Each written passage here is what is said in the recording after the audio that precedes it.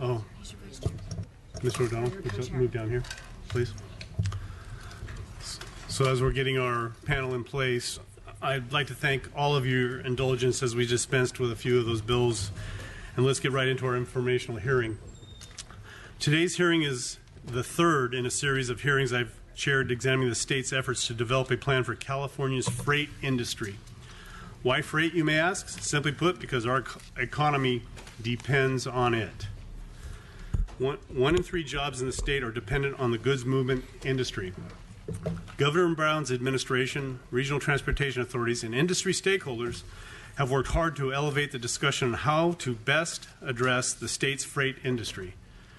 The latest in these efforts is the California Sustainable Freight Action Plan, which we will be discussing today. This plan is the product of the governor's executive order issued last year that directed state agencies to develop an integrated action by July 2016 that establishes clear targets to improve freight efficiency, transition to zero-emission technologies, and increase competitiveness of California's freight system. The action plan was released this past May and is currently open for public comment. First, let me say unequivocally, there is a lot in the plan that I appreciate. To begin with, I appreciate the very intent of the plan to coordinate and integrate state agency activities. It's never a good thing when agencies work at cross purposes with one another. I appreciate that we're trying to alleviate that with this plan. I also appreciate that, or what I understand has been a collaborative effort. Clearly, a lot of study, research, and discussion has gone into this plan. I'm happy to see the level of attention being paid by state agencies to this industry. But I do have concerns. I am concerned that the action plan does not adequately represent the need to transport goods. I'm puzzled, for example, by an efficiency measure that it measures the value of goods over the greenhouse gas emissions reduced, and not as I would expect measures of throughput, reliability, or costs. I'm also somewhat concerned with the sheer vastness of the action plan. It's one thing to have aspirational goals, and it's great that we're coming at this from a lot of different angles. But the plan seems so broad, so inclusive, that it's hard to see how it presents a strategy that can be used to guide our investments. Finally, while the action plan says it represents the integration of other freight planning efforts, I'm still not clear about how this plan will correlate to, for example, regional transportation plans, sustainable community strategies, and the California Freight Mobility Plan remains. It is, for example, the administration's intent to use this action plan to supersede the California Freight Mobility Plan for purposes of complying with federal requirements for freight funding. Members of the committee, it's important to note that while the plan is intended to provide the governor with recommendations for a high-level vision and for a broad direction for him to consider as he directs his agencies within his administration, the plan has no statutory authority per se. Consequently, to the extent the legislature agrees with the governor's approach, there may need to be legislation to align the programs with this new vision. Conversely, to the extent, if any, that we do not fully embrace the approach set forth in the action plan, then we will similarly need to take action accordingly, as we have before. On this point, let me pause to explain my thinking. My expectation isn't that I have to agree with everything the administration is doing. This has never been my expectation. My expectation is that legislature is entitled to an open, frank discussion on these policies. We have a chance to weigh in. And that's what I'm after today. There's still a good deal of confusion and ambiguity still lingering around this action plan effort. And I'd still like to make sure that stakeholder input is brought into the queue and embraced, because they are the experts. I hope that by the end of this hearing, that's cleared up. Because if it isn't, we'll have another hearing. So I'm going to hand this off to Mr. O'Donnell now. He's the chair of the Select Committee on Ports. And then to Mr. Lender, who looks like he stepped out, so he's not going to get a chance. But with that, Mr. O'Donnell, would you like to? Yes, thank you, Mr. Chair, and I appreciate the opportunity to jointly host this hearing today. And my comments will be brief, maybe efficient, kind of like I like my goods movement, efficient. But you know, I do thank all the participants here today for sure, all of you. I come from the 70th Assembly District, which has the ports of Los Angeles and Long Beach in it. And I don't need to tell you how important that is to our regional, state, national economy, and how associated those two ports are with goods movement in general, be it a ship, be it a truck, be it rail. All those are very active in my own community, and we've seen a lot of change over the last, probably 15 years with regard to our ports going green and the associated infrastructure, goods movement, logistics, operations going green as well. We've done a lot. And I think we should be proud of that. Now we're ready to take another swing at it. I've read through the draft plan. There isn't much in it, quite frankly. There's some bones there. Now we need to fill in the blanks, and we need to have conversations about how those blanks get filled in. Certainly we want to go green. I want clean air, but I don't want green poverty. I want a partnership as we head forward. We need to focus on competitiveness. One of the criticisms I've been hearing, and I hope some of the folks out there will speak to it today, is the lack of conversation regarding competitiveness. Because remember, we have a wider Panama Canal. Now we have Prince Rupert inside Canada that's trying to take our cargo, take our jobs, and we need to make sure that we're very cognizant of the economic competitiveness component of this. I want to go green too. We can do both. My argument is that we can do both. We need to do it as a partnership. We need to move forward as a partnership, because remember, today's idea gets into a draft, becomes a plan, and then one day ends up as a regulation. And again, we need to be, listening to all our partners in this effort. We want to avoid stranded assets. Remember, I have a lot of trucking companies that just went and bought alternative fuel trucks, LNG trucks, etc., many of the like, and they're concerned that they spent $300,000 on a truck, and wow, in 8 years they're going to have an electric truck, and they're going to be, sitting here with this stranded asset. So I hope we can talk about that, under the umbrella of competitiveness. And really, the main thing that I'm looking for is a collaboration. We go green, we do it together, and we kind of fill in some of the blanks here on how we go green. The draft plan, again, it's the bones, avoids an EIR, but again, we need to march forward together as we fill in the blanks there on that plan. With that, I turn it back to you, Mr. Chair. I'm going to run off. I've got another committee. I'll be back. So I've got to vote. So we're going to go ahead and lift the call on our previous committee hearing for Mr. Bloom and Ms. Brown. Madam Secretary, would you please call the roll? On the consent calendar, Bloom. Aye. Bloom, aye. Final vote, 16-0. File item 2, SB 881, Bloom. Aye.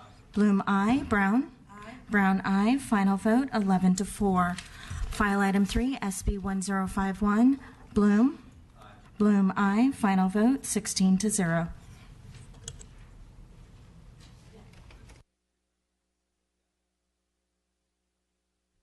Before the Assembly Transportation Committee is now complete, we're adjourned in that, going to our hearing. Now we will move back to the hearing. With that, we'll proceed. We're going to start today with stakeholders. My goal is to hear from them and then invite the administration representatives to come on up. If there remains some of these lingering questions or concerns, we'll give the members of the committees an opportunity to ask questions. So we do have the first panel up. We have Mr. Bill McGavran, Policy Director of Coalition for Clean Air. Mr. Gavran, please proceed. Thank you, Chairman Frazier, committee members. Thanks for the opportunity to testify today, and thanks for pronouncing my name correctly. I want to start by agreeing with what both Chairman Frazier and Chairman O'Donnell said in the opening remarks. We absolutely agree that freight is an important economic driver for California, and that it's possible to continue to grow that important sector of our economy and also to protect community health and our air and atmosphere at the same time. Goods movement, it could be said the goods that move through California benefit everyone in the western United States, but the burdens of that goods movement fall disproportionately on some low-income communities of color in California that are located near the freight hubs, the ports, the rail yards, the freeways, the big distribution centers. For example, about half of our statewide diesel particulate matter comes from freight, and about 45% of the statewide emissions of nitrogen oxides. We've been involved in the extensive public process that the agencies have conducted on this plan. We participated in the Freight Advisory Committee, in the multi-agency workshops that were held, and we've testified at both the Air Resources Board and the California Transportation Commission.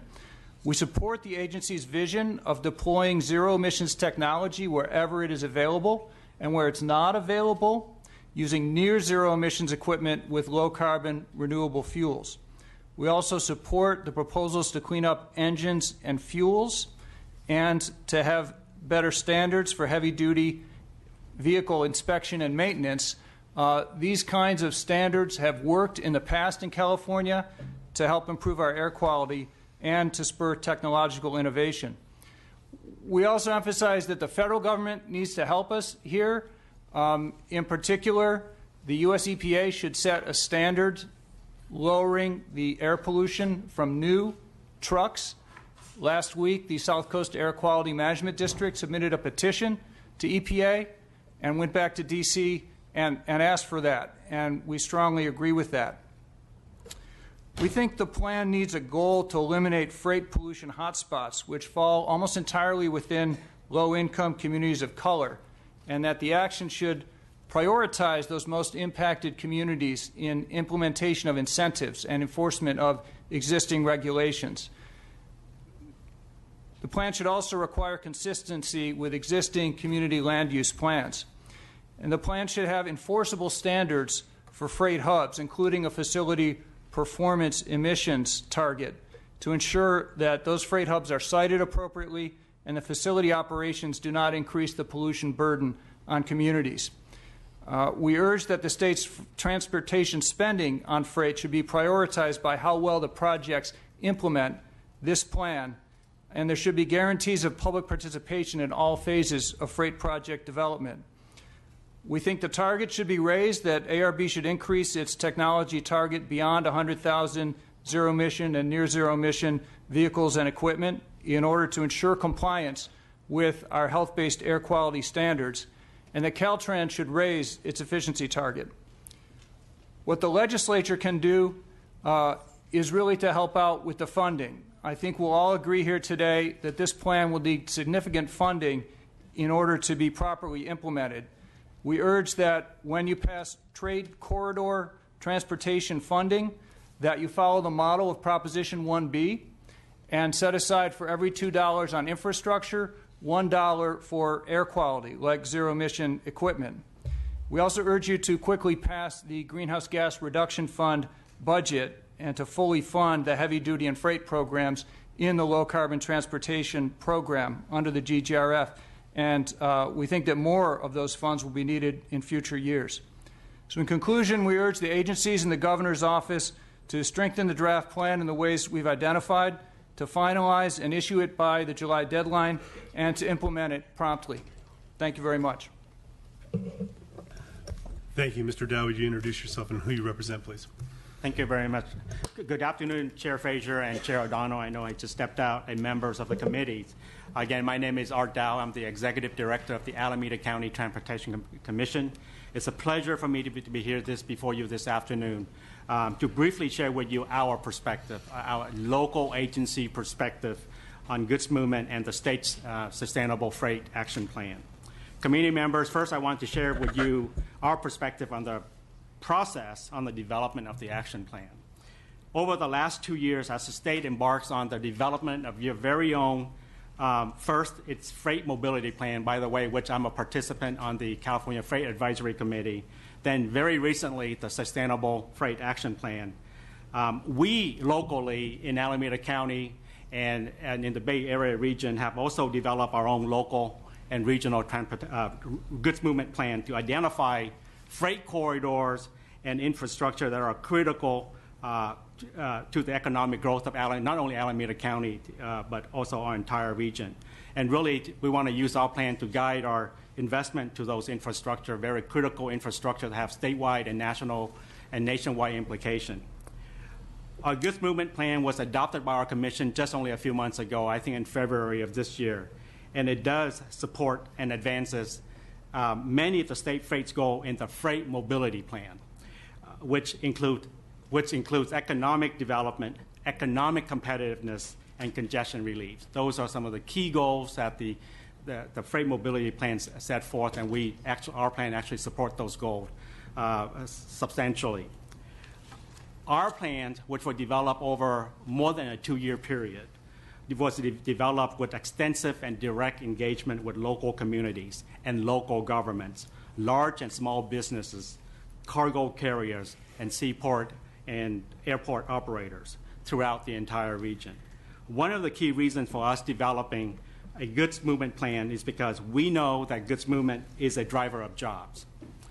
And especially in Alameda County, where the Port of Oakland, as many of you know, is one of the nation's most critical global trade gateways, goods movement actually also drives global competitiveness and state and national economic vitality.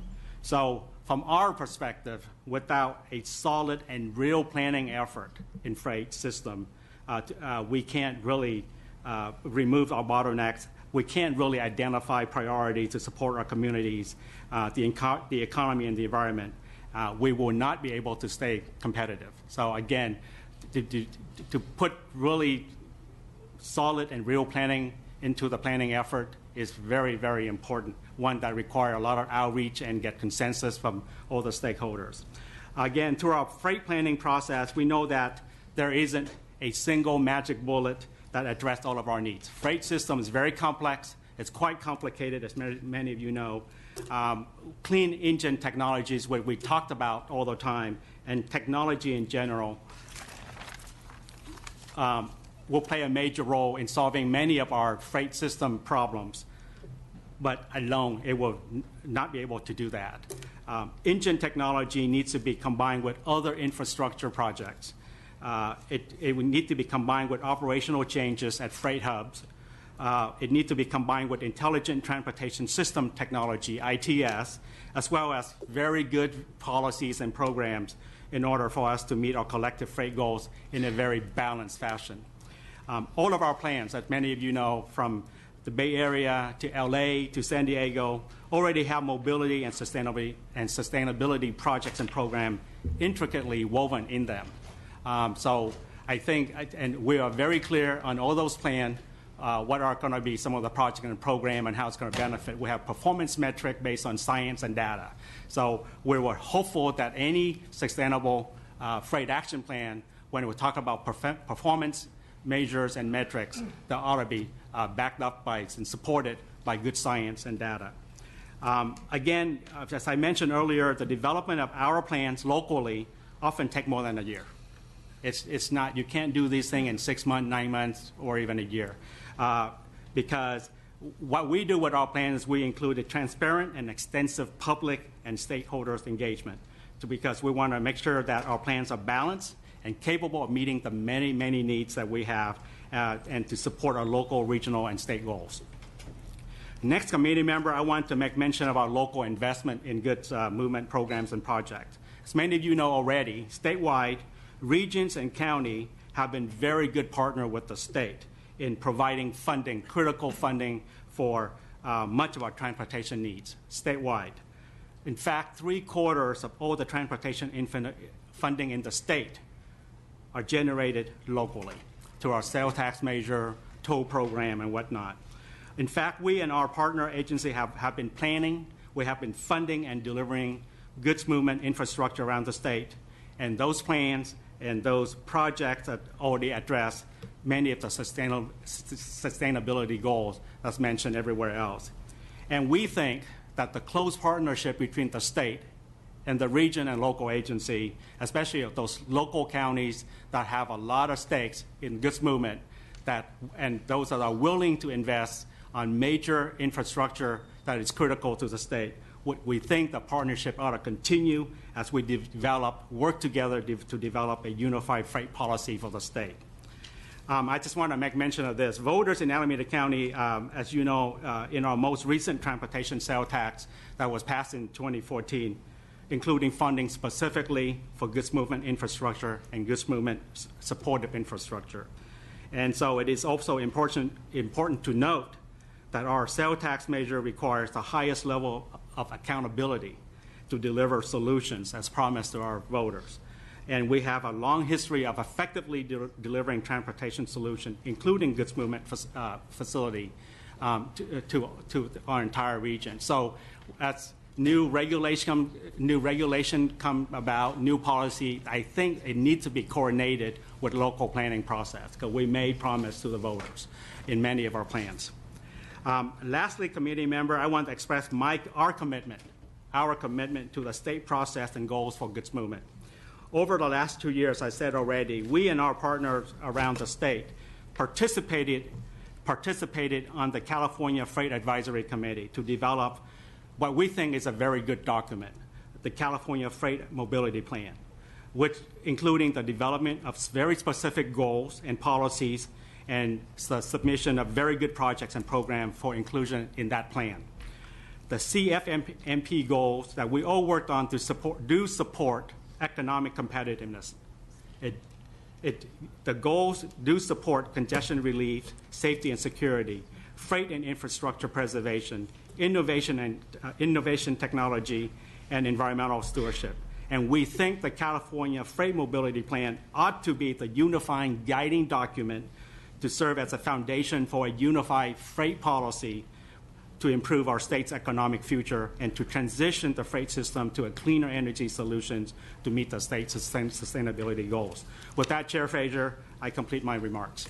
Thank you. Mr. Cervantes, will you please introduce yourself and who you represent?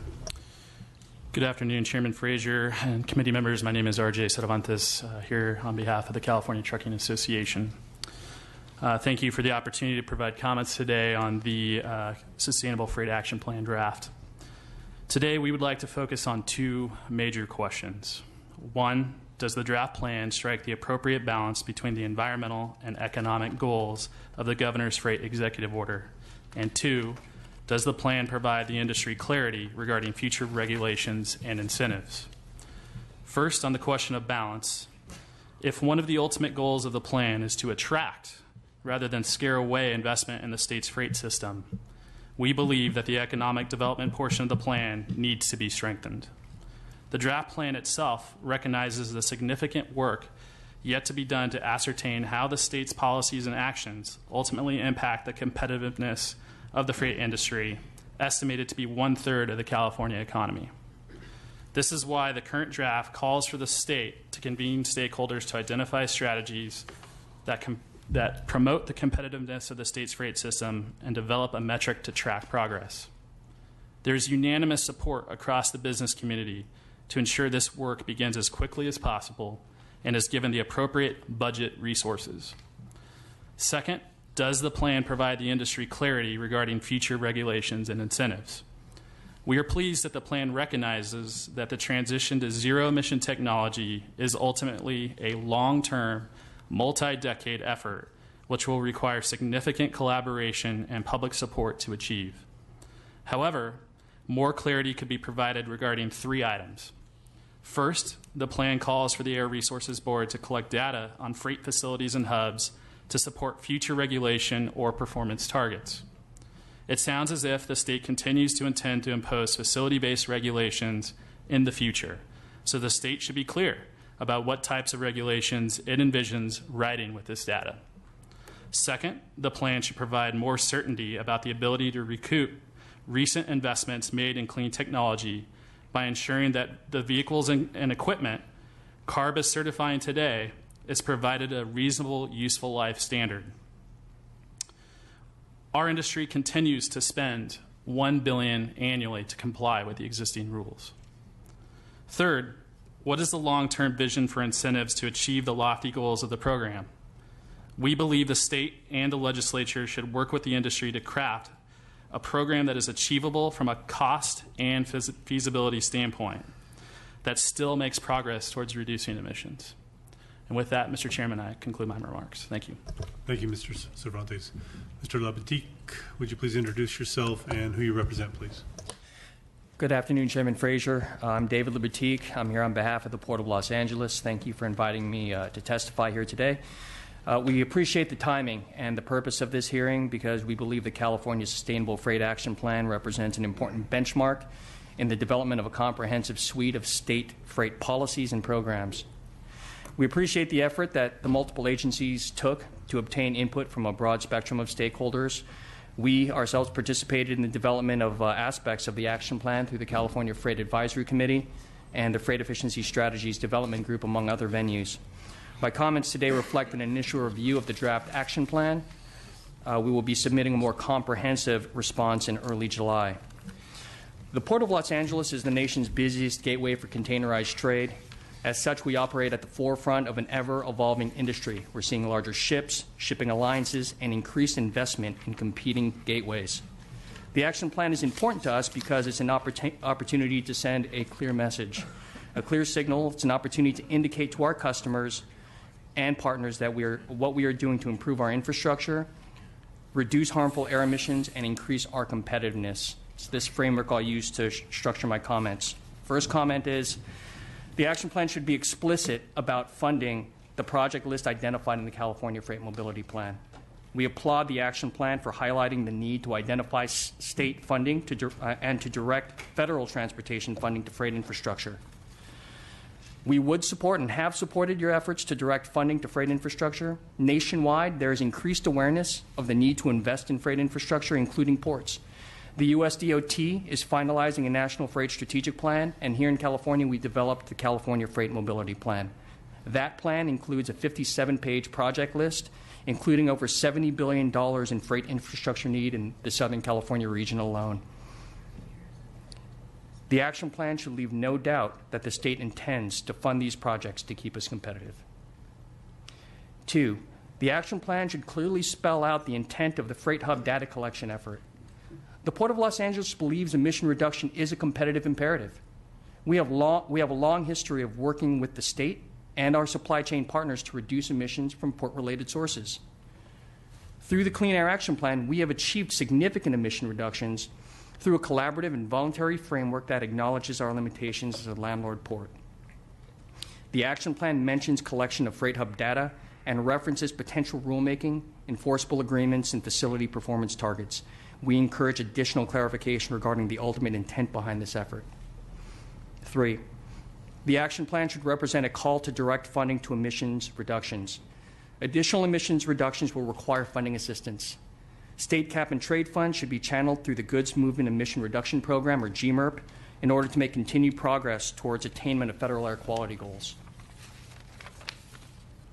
One additional note about the GMERP, the action plan references an integrated TCIF GMERP Phase 2 program. While we agree the program should be coordinated, we'd like a clear understanding of how an integrated program would work. 4th point, the action plan should speak to the competitiveness concerns of the freight system users: velocity, reliability, and cost.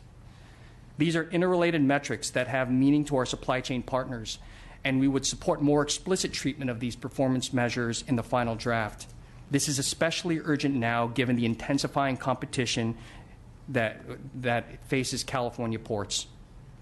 We urge an allocation of funds to the Governor's Office of Economic and Business Development so that they have adequate resources to develop these competitiveness metrics. Once this work is matured, we believe the economic growth target should be revisited and an actual target or targets should be established.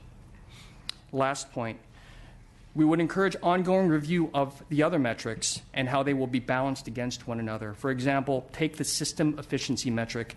We appreciate and support the desire to demonstrate the decoupling of economic growth from growth in carbon emissions. However, we have questions as to whether supply chain efficiency, as the industry understands it and values it, is adequately captured in this metric.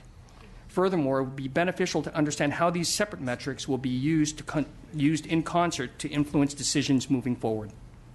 Again, we're preparing a more comprehensive set of comments. My comments today represent our initial take. Thank you for inviting me to participate, and I'd be happy to answer any questions. Thank you. We'll do questions after the panel's complete. Mr. Dolan, would you like to please introduce yourself and who you represent, please? Thank you. My name is Joshua Dolan. I represent Target Corporation. Good afternoon, Chairman Frazier and Assembly members. First of all, thank you for the opportunity to come and share with you today our perspective on the executive order and where we are today in the process. And I would tell you that many of the comments that have been echoed, or I would echo, similar to David's comments and Assemblymember O'Donnell as well, some of your comments around what this means to Target from an importer perspective, being the second largest importer in the United States. First, let me set the stage for you with respect to who Target is within the United States from a retail perspective, because some folks, while they realize how large we are, may not realize how large we are. We are the 37th largest publicly traded corporation in the United States. We employ over 350,000 folks across the country. We have 1,800 stores. When we dial that in a little bit closer to California, we have 265 stores within California alone.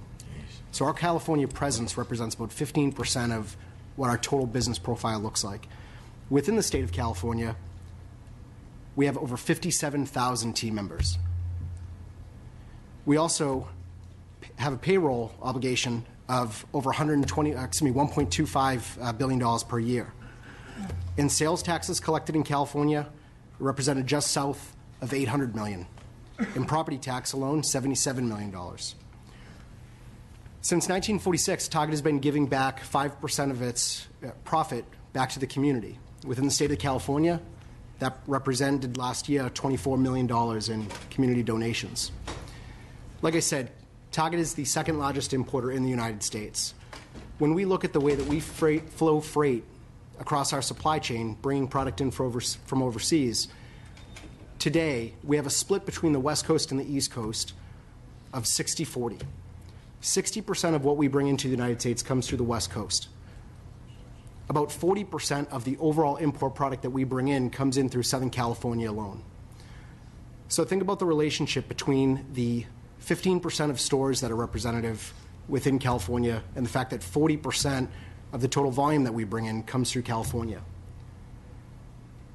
Relative to this bill, what that means for us is that there is a significant amount of discretionary cargo that we bring in through California, that we choose to flow through California, because historically, California has enjoyed a significant competitive advantage across the United States in bringing goods to market for our guest.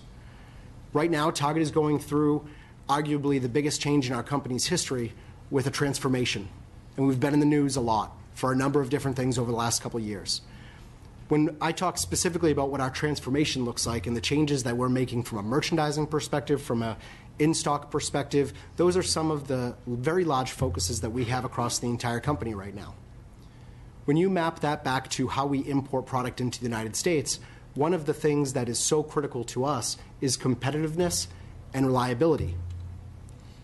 That being said, we have goals that are very similar to the state of California as California is working through its transformation as well. And our values aren't materially different.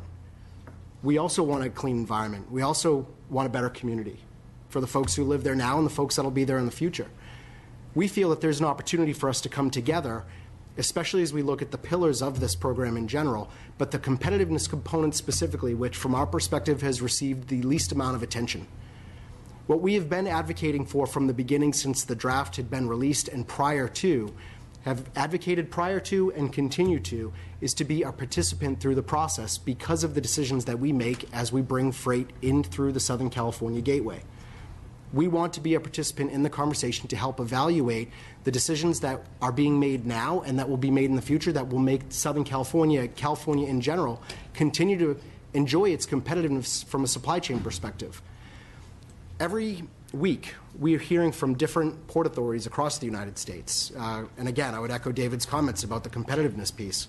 We talked to our folks up in Seattle-Tacoma who have done a wonderful job treating the supply chain and the port infrastructure as critical components to increase their competitiveness. Same thing with the Virginia Ports Authority and the Georgia Ports Authority.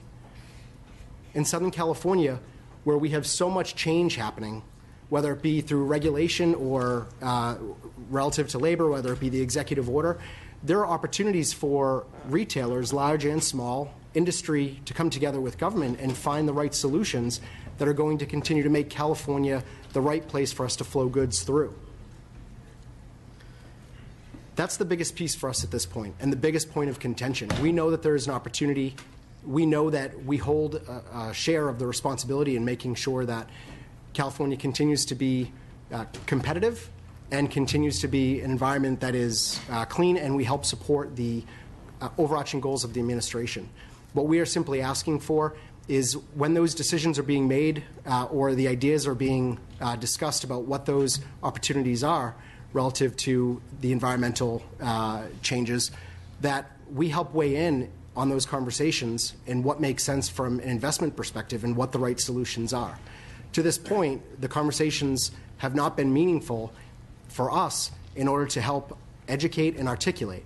When we look at what the competitiveness component has been more recently, there has been an offer that we have MBA students from Claremont University facilitate the economic analysis of what some of those changes would be. MBA students are going to do the economic analysis for the entire state of California based on the executive order. What we've said is that we can come to the table with resources. We are willing to advocate, or excuse me, to allocate resources internally to travel to and to have folks travel to us and to go to some of the locations where we're bringing freight in through to educate folks. If the only opportunity that we have is to have MBA students do the economic analysis, we'll support that wholeheartedly. But there's a better opportunity as we move forward, and we treat the competitiveness piece with the same level of emphasis as we're treating the other components of the executive order and the draft action plan as well.